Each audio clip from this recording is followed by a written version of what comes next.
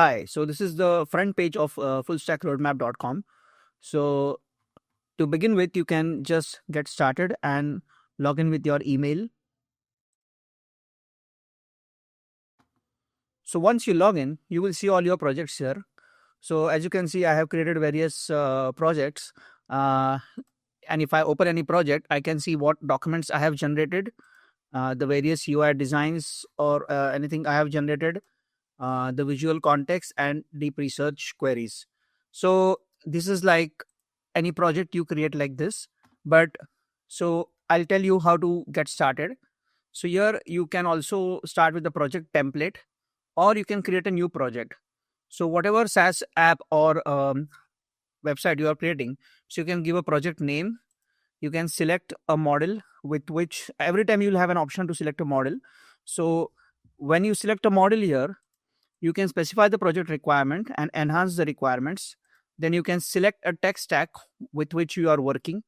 So you can select any of these tech stack, or you can also specify a custom tech stack. And then you can choose the editor in which you are going to work, or if you are working in multiple editors, you can select multiple editors and then click create project. But to fill this information, we will just start with the project template. So let's say we'll start with a simple template just to show you the demo. So this is the Next.js plus Supabase template. Let's use this. So it is using this Next.js plus Supabase template, and this is a smart chat AI conversational assistant. Let's go with the Claude 4 Sonnet model and create an advanced AI chat platform with real-time chat interface and multiple chat knowledge, or basic chatbot of AI chatbot, how used to be. So let's say we are using Cursor for it, and you can also select Bolt.new, create project. Okay, so the project is now created, and you can see you will first be offered a front end and a back end plan. So in the front end plan, obviously we had provided a tech stack, so it will try to stick to the tech stack, but it can also add some thing on its own based on the requirements of the application. Like you can see web speech synthesis API for voice output, or web speech API for React speech recognition. So it is given what it is going to be used on the front end and what it is going to use on the back end. So if you want, you can also edit this plan, and you can, let's say if you want to specify any API or anything which you want to include, you can add that, but you can also just use whatever it is providing. So once you have the front end and the back end plan ready and saved, you can start generating your documents. So let's say we start with generating the PRD. Again, you have an option to select any model, but for now I'll be using the Claude 4 Sonnet model, and I will generate a PRD first. Okay, so you get the PRD here. So you can open this PRD and you can go through it. So you can see what are the core features of the app. You will get the user stories. You will get any non-functional requirements that you will need, a simple data model which will be required, and the technical requirements. So I think this is like a basic PRD which we generate, because this is enough for coding assistants to get started and to understand what we want. So anyway, if you choose a different model, you will get a sort of a bit of a different PRD or in different, but you can play around and see what models PRD you like. But this is like the PRD provided by Claude 4 Sonnet. And then you can also download it as a markdown file, which you can later use in your code editors. So you get this PRD. Similarly, you can click generate system architecture. So you can generate a system architecture. Okay, so this is your system architecture. In system architecture, you will get your front-end components, the back-end components, how the data flows between the components, the basic API structure. You will get a detailed project structure, and you can provide this to your code editor. Similarly, let's generate the other components. So I'll just show you how to generate the component user flow, agent task list, and UI design guidelines. And then we'll see the other features of the app. Okay, so you have this user flow now. So in the user flow, you can tell Cursor or Windsurf or Bolt, whatever you're working on, how the user will pass, how the user journey will be, like the authentication flow, then the main dashboard, then the new conversation, then chat interaction, voice input, and file upload, and you will get detailed sub flow as well within the main flow that's going on. So you can get this entire idea about how your app will be. So all these documents will be very important to provide the various contexts. And you will also get an agent task list. So this is something new in which your agent will know, like how you have to how it has to go through and all the tasks to complete this project. So it is like similar to your taskmaster plugin, but this will just be like a document which you can provide, and you can also ask cursor to keep a tracker to ensure whether it is completing all the steps or not. So that tracker will be its context, and it can also look into the files which it has already generated. So this is the agent task list. So you will see phase 1, phase 2, phase 3, and it is giving like initialize the Next.js project for TypeScript and other dependencies, configure Supabase client, set up a project architecture, then create a database migration, and step by step in each phase what it has to do. It is giving the complete uh, phase to build this MVP. So you get this agent task list and the user flow, and we'll also generate basic UI design guidelines, which can be essential if you want to provide a high level design document to cursor. So this is like the UI design guideline, in which it is giving some styling guidelines and some recommended colors which it can use. So this will be very handy when you build the app. And then, as we had selected cursor and bolt, we get generate cursor guide and bolt.new guide.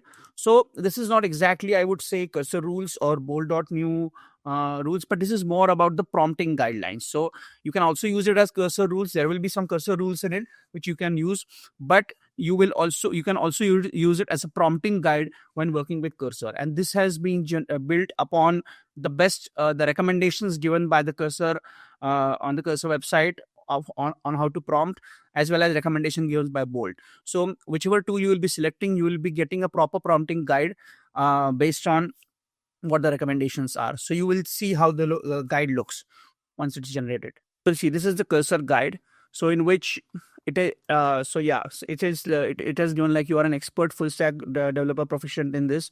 So it is giving the code style and structure, TypeScript validation, App.js, outer patterns, Supabase. Yeah. So you can use it directly as a cursor rules as well. State management and data fetching, real-time chat implementation. So initially, when I was building it, it was more of a prompting guide. But recently, like a couple of months back, I made a changes so that it will generate mostly the cursor rules which is required. Voice integration, web speech, see UI UX, use shared CN components for tailscan. So this is like proper cursor guide document which you can provide. And similarly, let's generate the Bolt.new guide as well.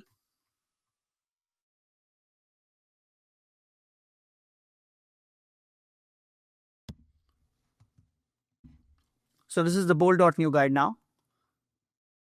So yeah, so this is like a prompt that you can provide to Bolt.new. So I need a comprehensive AI chat application with this tech stack, core vision. Let's begin with the foundational structure. Then it will give the core chat interface, phase 2. So it is giving you the detailed prompt which you can use in Bolt.new for each phase. So you can use this in developing your app in Bolt.new as well. So for cursor, you will get cursor rules, and for Bolt.new, you will get a complete prompting guide for Bolt.new. So this is how you can use. And then you go to UI design generation 2.0, and you will be switching to a different tab here. Okay. So in this tab, this is the UI generation tab. Now this will be using the PRD and the UI design guidelines. You can also specify a primary color which you want. So let's say I think the black and white is a good for the chat. You can save this settings, and you have two modes here. One is the OpenAI image generation, and one is code to snapshot image generation. But for any of the modes, the screens will be the same. So yeah, here you can first to analyze screens. Yeah, so once all the screens are analyzed, you will get the various screens that will be required for this application. Like let's say this is the chat interface, and it will give you all the prompts for the screens. So every screen will have the UI prompt. Now based on your UI model you select, you can generate the screen.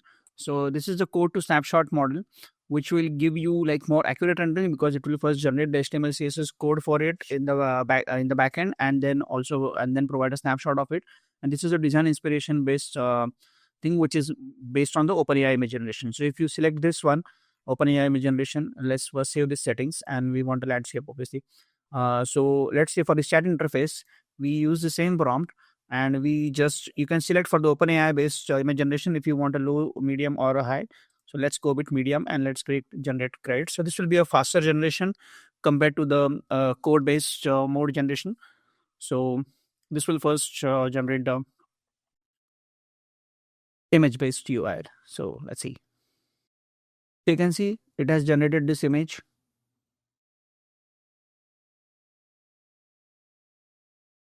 So you can download it.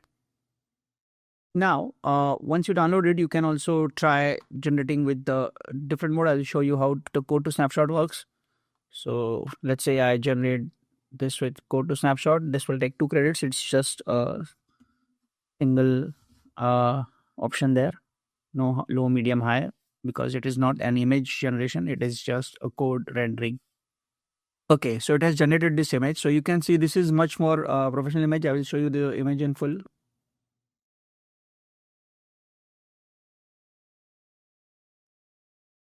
So this is how you can do UI design generation.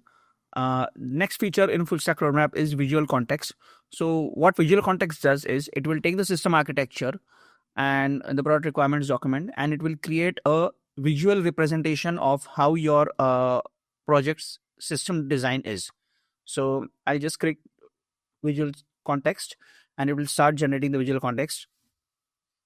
It will take some time because it will be generating all the nodes. It will be analyzing both the documents. And yes, for this, you need to have generated all these documents, especially the PRD and system architecture.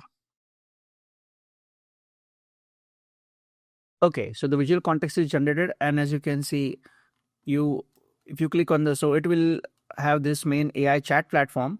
And once you select this, you will get system architecture. You will know the tech stack and you will know the features. So if you select the tech stack, you will understand what the tech stack is like, and you can just hover over it to read about it. Tailwind, React Query, Zustand, TypeScript, Next.js, Supabase, WebSocket, Anthropic Cloud API, and it is also recommending OpenAI. So that's the tech stack. Then system architecture, you will understand what are the various components. So this is just like a visual way to understand what your application will be made of. Voice input, AI. So this is AI model adapter, I would say, which will use different AI APIs. File processor, model selector, chat controller, file upload, message streaming, chat interface. So, and these are the features.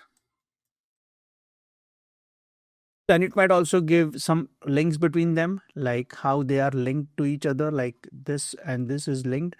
And if you want, you can also create the links just if you want to create it, because you can afterward you can export this as an MD and you can provide these linkings to the cursor if you want, but you can just use it for your visual purposes as well. This is just like, I would say, quality of life feature that I have added.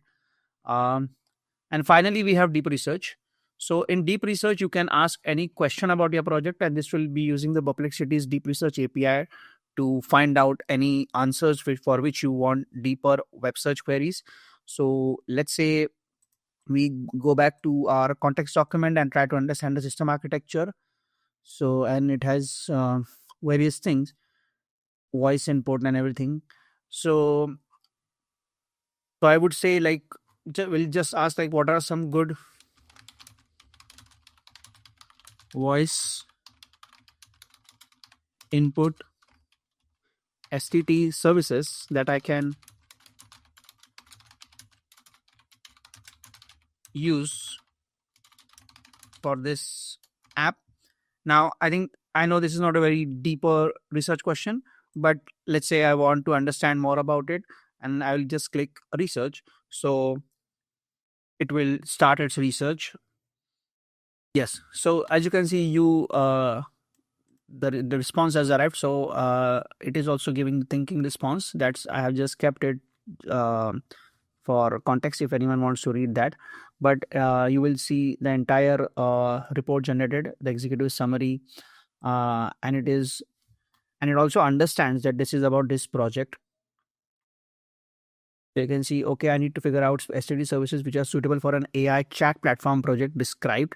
So it has the context of the PRD and the system architecture, which is so you don't need to provide it separately to deep research. So you can do it within this platform itself, and it will understanding your context. This will be like context specific deep research, and it is also giving service specific analysis like DeepGraph, Nova 2. It has identified, and it is also giving some the code response for it, the cost analysis for it, and again it is giving the cost analysis. Like, this is very useful, I would say, especially if you want project specific research to be done.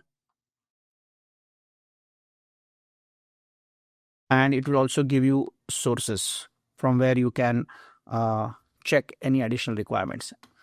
So this is how you can use full stack roadmap to build context for your project, to get questions on your project, to generate some UI inspirations for your project. I am building some better UI features as well, which is component canvas, in which you will be able to chat and create the components, design components.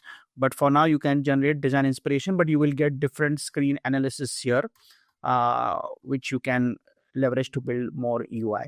And in this way, and the best thing is, you don't need to get into a subscription. You can get into a subscription, because just subscription will just provide you unlimited projects. And also there is a full stack Copilot buddy, as you there's a button in the on the side, as you can in the platform, which can give you access to a chatbot to ask questions about your documents. And but you can use the one-time credits. So anytime if you want, you can just purchase the $10 credits. Anytime you will have 3 active projects, you can have 3 active projects, and that's it. You can use all the features with it. But I'll just show you the full stack buddy as well quickly. So if you see the full stack buddy here, so this is the full stack buddy. It knows about your document. It knows everything about your document. So if you, let's say, if you ask how is the voice input system to be built as per the system architecture, so you can ask a question to it. So this is built on Copilot Kit, so that's why it understands all the real-time context.